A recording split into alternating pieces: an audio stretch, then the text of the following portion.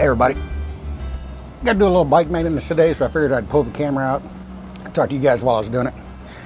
I'm trying to do this early in the morning. You'll have to ignore the traffic that's going to go by, because I've got shade from my house.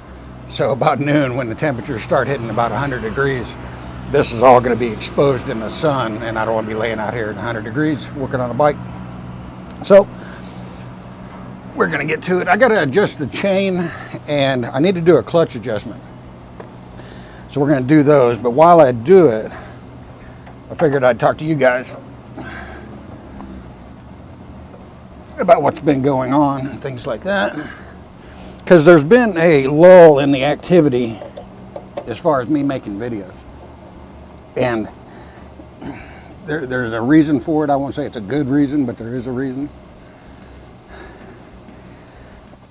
Being into business for myself, you know, I've got to, there's more to it than just me going out and delivering food. I've got to watch, you know, like, my finances and taxes and things like that. And so I've got to, really work my strategies and things, and things are going really well. Like as far as taxes go, a lot of people are kind of baffled when I tell them I actually throttled back the amount of money that I'm making. I could make more money than what I am now, but I actually don't. And the reason for that is because I'm watching the tax brackets. So we'll just throw some wild numbers out there. These are pretty close to true. The tax bracket around $40,000, if you make $40,000 a year, there's a jump right there of 10% in your taxes. So if I make, so if I make, say, $39,000 in a year, or $41,000 in a year, there's a 10% difference in the amount of taxes I have to pay. So that's pretty big. So if I make like $1 too much, I can go into the next tax bracket and end up owing, $4,000 more in taxes instantly, just like that, just due to making that extra dollar. So I really have to watch, where I'm at. So I'm trying to get as close to the top level of one tax bracket without going into the next one. So that's one of the things I'm worried about, or I won't say worried about, but I'm kind of obsessing over a little bit. I'm really keeping a fine eye on how much money I'm bringing in and what my tax credits and things like that are all adding up to. And one other thing that's been going on, or not been going on, but taking up a lot of my time, is being still got another screw. Going out on your own, as opposed to just having a job. It's I don't want to say scary, but it's something you need to put some thought into. It's not just something anybody can go do. And it's not something I just recommend people go do. But I did it. And, like I said, I put a lot of thought into it. And it's working really well. Successful, if that's the way you want to put it. So a lot of my fears and things like that, never really came true, and me going out on my own was actually a good thing, and it's working out. And I want to, or I'm going to, reward myself for that. Just kind of a little pat on the back.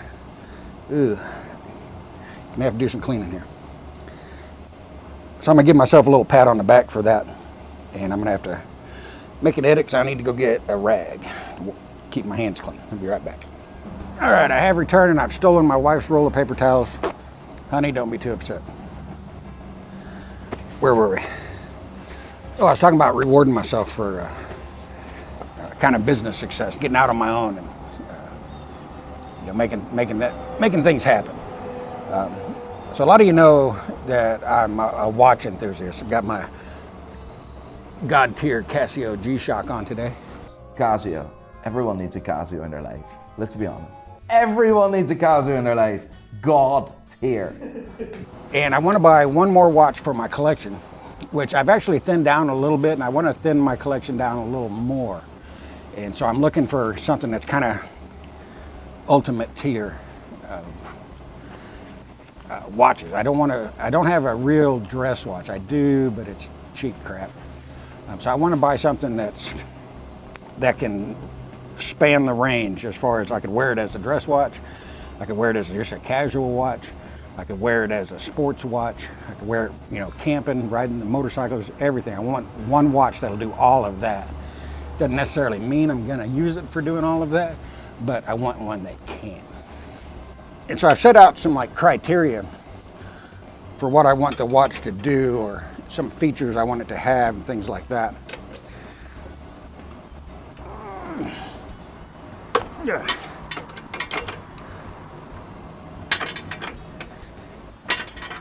One of them is,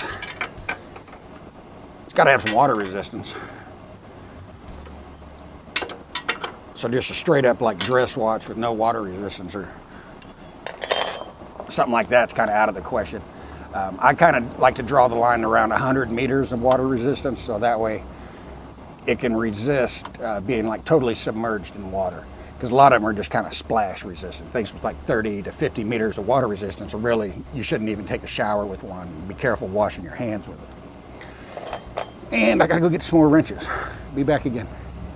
All right, we got our other wrenches here so we can do the actual chain adjustment. All right, what was I talking about? Oh yeah, the watch.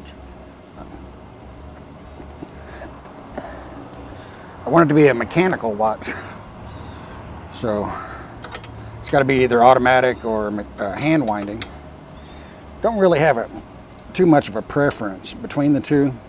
They've each got their pros and cons, but I don't mind one versus the other. So I want to go, you know, above, you know, just a typical quartz watch. And I think this time I'm going to go with something where the watch is manufactured, or the watch movement is manufactured by the watch company. So something in-house, I think, would do what I'm looking for. There's a lot of companies, like you see me wearing Steinhardt's a lot. So Steinhardt kind of just buys watch parts and kind of designs their dials and things like that, but they buy them from other companies. Other companies make all this stuff for them. And they kind of bring all these pieces together, including the movement and everything, and they assemble the watch from there, have their name on it. They're kind of a watch assembler company. And a lot of companies are like that. But I want a company that pretty much makes everything from start to finish. Screws, the whole 9 yards. So I'm gonna spend a little bit of money. And I've already got one kind of picked out that I think is gonna be the one. So I spent a lot of time researching and figuring out, you know, which one should I get, all that sort of thing. I'm gonna throw this adjustment way out so I can walk it in. Finally got that done. Apparently I can't talk and chew gum at the same time.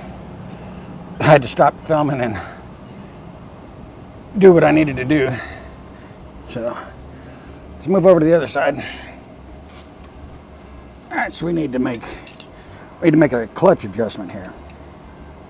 So that takes a 14 millimeter wrench and a flat tip screwdriver. And we got a lock nut to unloosen here. I gotta try to do this without scratching my little cover right here. We're at the limit clockwise, now we gotta go counterclockwise. So we meet resistance, and then go back 1/8 of a turn. Hold it and tighten everything down. Clutch has been getting acting a little antsy, a little sloppy. So I figure it's due for this. Crank that down. Now I have to take it out in the street and try that. And I need to tighten down the rear axle. So this is kind of just letting you guys know, you know, the kind of things that have been going on. I've just been working nonstop, not working myself to death, but mainly staying ahead and really working on like my strategies and things like that. There's a lot more to think about than just, oh, I'm going to go do that.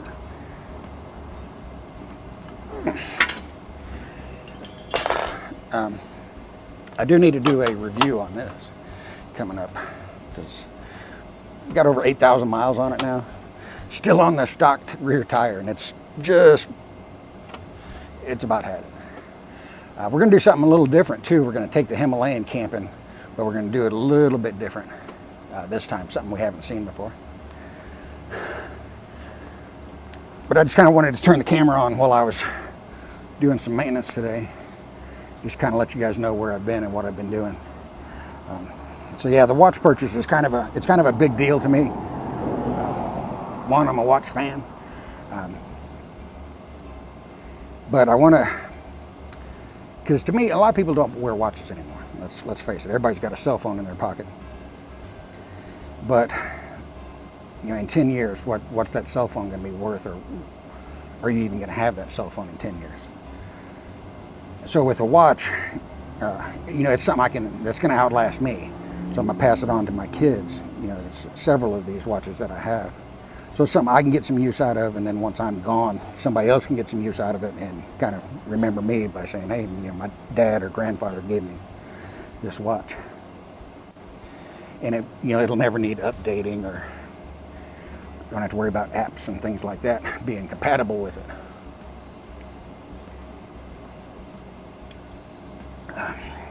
So I had to sit down and go through a real process of elimination, just like I do with my motorcycles and things.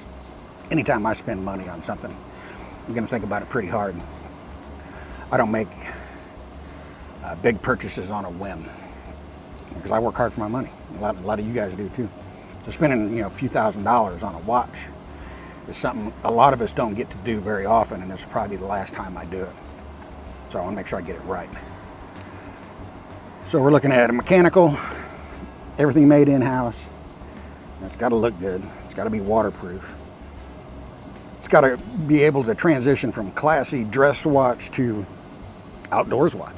You know, so it's got to do it all. And I think I've got it figured out which one I'm going to get. And I can't break the bank, and I want the price to be somewhere around, you know, the high end of what a smartphone costs.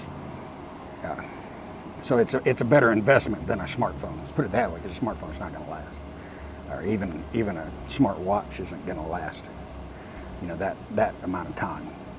So that's where I'm at. Like I said, we got a review coming up, got a camping trip coming up, find a new watch. Hopefully I have the watch by the time I do the camping trip. We'll just wear it camping. Like I said, it's going to do everything. And as far as dress watches go, I don't really have a real need for a dress watch. It seems like the only time I dress up anymore is to go to weddings and funerals. Most of my friends are married, and actually my friends are starting to die off, so that's about it. So, but I want it to run the full gamut of versatility. So just a little update to let you guys know where I'm at, what I'm doing. Everything's going great. I'm not having any trouble or any problems or anything like that. So still going strong, and I will catch you guys next time. Take care.